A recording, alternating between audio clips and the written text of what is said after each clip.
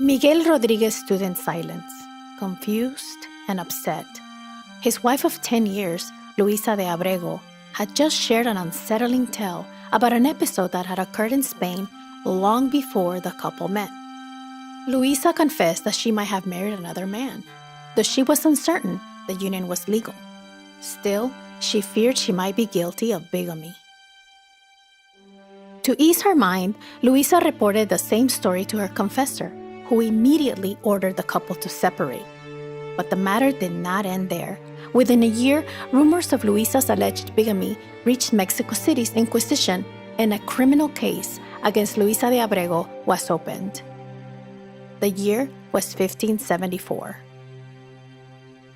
Miguel Rodriguez, a blacksmith by trade, and Luisa de Abrego, a free black domestic servant from Seville, had been living in Mexico for 6 years. Before then, the couple had resided in St. Augustine, Florida, where they had married in the fall of 1565. To date, their union is the oldest documented Christian marriage anywhere in the continental United States. The couple had met in Seville, and together they journeyed to Florida in late June of 1565.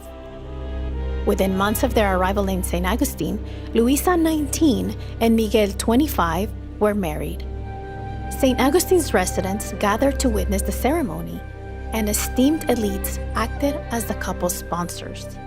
Unknown to Miguel, this was not Luisa's first marriage. 4 years earlier, Luisa had been working as a domestic servant in Jerez de la Frontera. One day, alone in her employer's home, Luisa was approached by a young free black man named Jordan, who proposed marriage. She accepted, and the couple exchanged vows.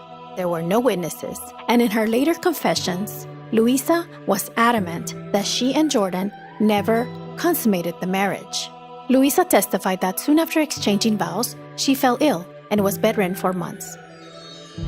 During that time, Jordan married another woman, this time in a public ceremony. When Luisa learned of this union, she fled Jerez and moved to Seville, where she met Miguel Rodriguez.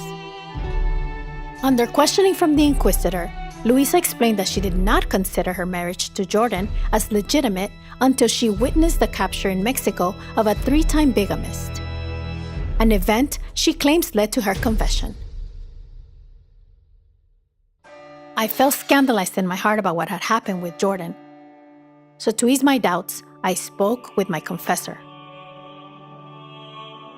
On February 28, 1575, Luisa appeared unsummoned before the Inquisition office to confess her crime.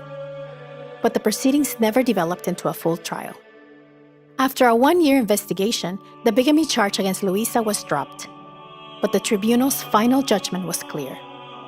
Miguel and Luisa were no longer husband and wife. The case ends there, with Luisa and Miguel both facing uncertain futures.